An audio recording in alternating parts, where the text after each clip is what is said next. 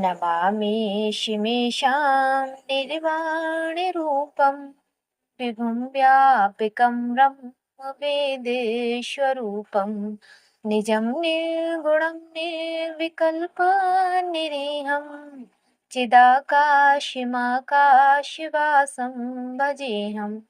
ओम नमः शिवाय। आप सभी भक्तजनों का अपने चैनल दिव्य रहस्य में हार्दिक स्वागत है।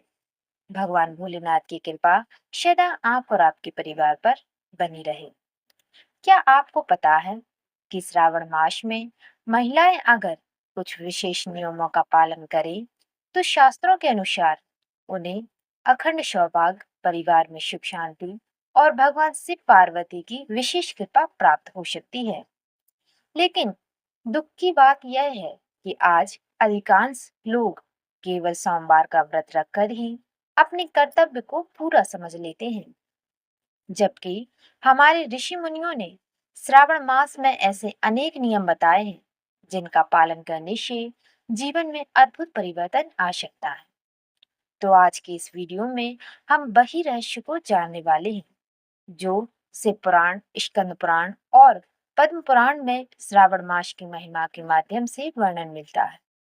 इसलिए वीडियो के अंत तक अवश्य बने रहिए, क्योंकि अंत में हम एक ऐसा उपाय भी जानेंगे जिसे करने से भगवान शिव की कृपा और भी शीघ्र प्राप्त हो जाती है। लेकिन सबसे पहले आइए हम सब मिलकर भगवान शिव और माता पार्वती का ध्यान करते हैं। सर्वमंगल मांगल्ये शिवे सर्वार्थ साधिके शरण्ये त्र्यंबके गौरी नारायणी नमोस्तुते। इस स्तुति का अर्थ है कि हे माँ गौरी, आप समस्त मंगलों में श्रेष्ठ हैं, सभी शुभ कार्यों को सिद्ध करने वाली हैं। जो भी आपकी शरण में आता है उसके जीवन में मंगल और सौभाग्य का वास अपने आप ही आने लगता है। इसी भावना के साथ श्रावण मास में भगवान शिव और माता पार्वती की उपासना का विशेष ही महत्व है। सनातन धर्म में महर्षि व्यास जी ने पुराणों में श्रावण मास को भगवान शिव का अत्यंत ही प्रिय महीना बताया है। साथ ही महर्षि नारद जी ने भी भक्ति का सार बताते हुए कहा है कि जो साधक श्रद्धा और नियम पूर्वक से भगवान शिव का स्मरण करता है उसकी साधना अधिक ही फलदायी होती है। इसलिए श्रावण मास केवल व्रत रखने का महीना नहीं है, बल्कि आत्मशुद्धि, संयम और शिव भक्ति का भी महीना है। बहुत से लोग सौभाग्य का अर्थ केवल पति की लंबी आयु समझते हैं, लेकिन शास्त्रीय दृष्टि से सौभाग्य का अर्थ है कि परिवार में सुख शांति होना, दाम्पत्य में प्रेम होना, संतान का कल्याण होना और घर में सुख शांति होना। ईश्वर की कृपा बनी रहना ही सौभाग्य है। जब ये सब चीजें जीवन में स्थिर बनी रहे तब उसे अखंड सौभाग्य कहा जाता है। मेरी राह में केवल पूजा की सामग्री चढ़ाना ही सब कुछ नहीं है। जब तक मन में श्रद्धा, व्यवहार में मधुरता और जीवन में संयम ना हो तो पूजा का पूर्ण फल प्राप्त नहीं होता है। भगवान शिव बाहरी आडंबर से नहीं, बल्कि हमारी सच्ची भावना से प्रसन्न होते हैं। आइए तो हम जानते हैं वे महत्वपूर्ण कार्य जो अखंड सौभाग्य के लिए श्रावण मास में महिलाओं को करना चाहिए, जिन्हें श्रावण मास में करने की परंपरा भी शास्त्रों में बताई गई है। तो सबसे पहला कार्य है कि ब्रह्म मुहूर्त में उठकर स्नान करना और शिव का स्मरण करना। शास्त्रों में ब्रह्म मुहूर्त को देवताओं का समय कहा गया है। ऐसी मान्यता है कि इस समय मन सबसे अधिक शांत और एकाग्र होता है। श्रावण मास में महिलाएं यदि सूर्योदय से पहले उठकर स्नान करें, भगवान शिव तथा माता पार्वती का ध्यान करें, तो यह दिन शुभ माना जाता है।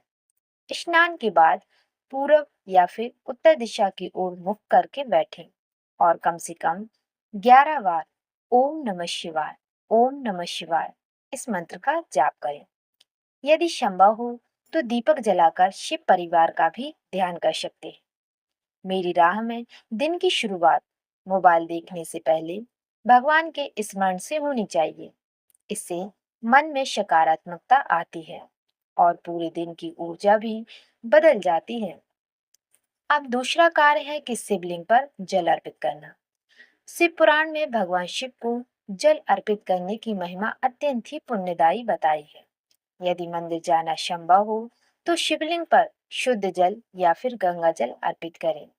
यदि मंदिर नहीं जा सकते हो तो घर के पूजा स्थान में भगवान शिव का स्मरण करते हुए जल अर्पित करने की भावना रखें।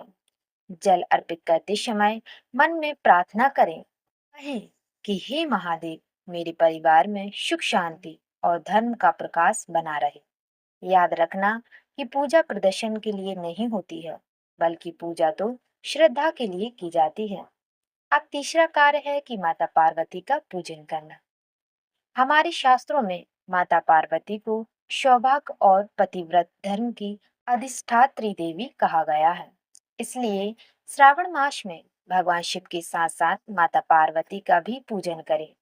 उन्हें स्वाग की सामग्री श्रद्धा पूर्वक अर्पित करें, जैसे कि कुमकुम, अक्षत, पुष्प, फल, और पूजा करते समय परिवार की कल्याण की और सद्भाव की प्रार्थना करें। अब चौथा कार्य है कि सात्विक भोजन और वाणी में संयम रखना।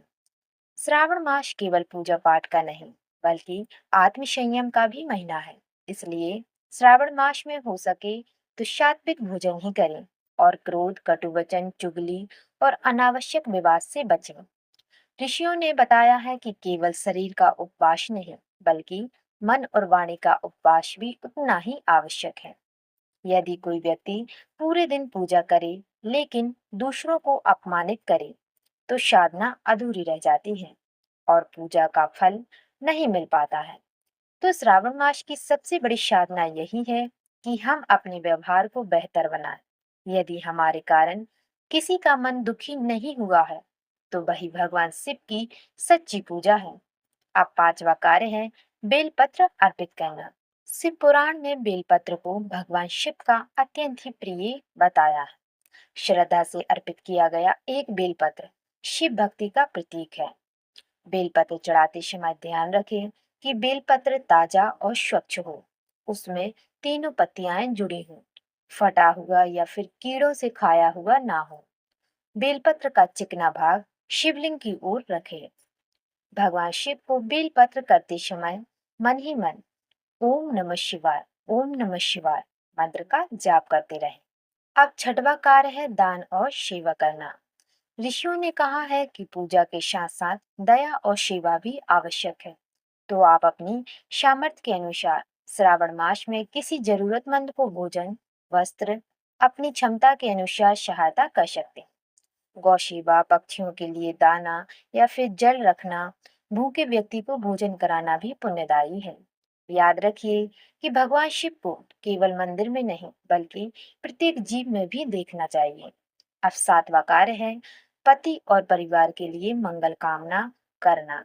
तो श्रावण मास में महिलाएं केवल अपने पति की लंबी आयु ही नहीं, बल्कि अपने पूरे परिवार के स्वास्थ्य, सद्भाव और धर्ममय जीवन की प्रार्थना करें। जब घर में प्रेम, सम्मान और विश्वास होगा, तभी सौभाग्य स्थायी बना रहेगा। आइए तो अब हम जानते हैं उन गलतियों के बारे में जिनसे श्रावण मास में हो सके तो हमें बचना चाहिए। लेकिन आप सभी ध्यान रखें कि ये बातें अलग अलग परंपराओं में अलग अलग हो सकती हैं। तो पहली गलती है कि पूजा में जल्दबाजी करना। बहुत से लोग केवल औपचारिकता निभाने के लिए पूजा करते हैं। भगवान शिव भाव के भूखे हैं, दिखावे के नहीं। इसलिए पूजा में जल्दबाजी नहीं करनी है। दूसरी गलती है कि क्रोध और कटु वाणी बोलना।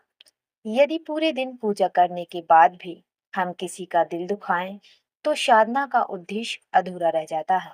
श्रावण मास आत्म संयम का महीना है, इसलिए हमें क्रोध और कटु वचन बोलने से बचना है।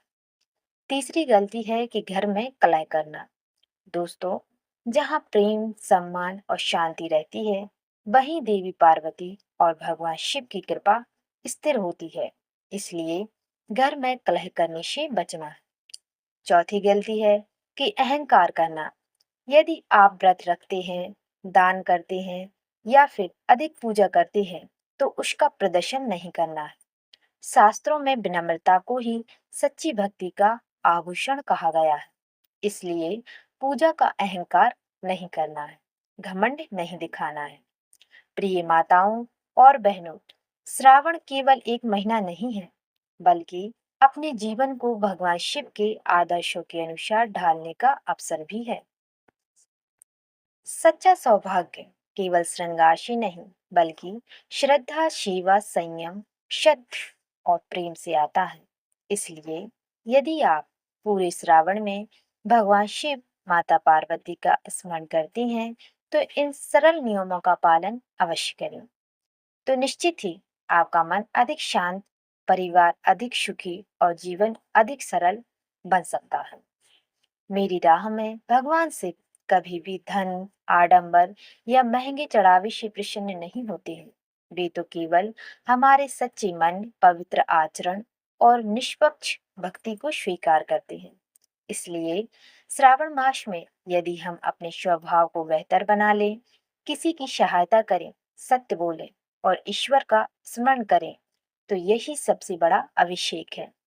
यदि आपको यह जानकारी उपयोगी लगी हो, तो वीडियो को लाइक करें, चैनल दिव्य रहस्य को सब्सक्राइब करें और बेल आइकन अवश्य दबाएं, ताकि ऐसी ही शास्त्र सम्मत और आध्यात्मिक वीडियो सबसे पहले आप तक पहुंच सके।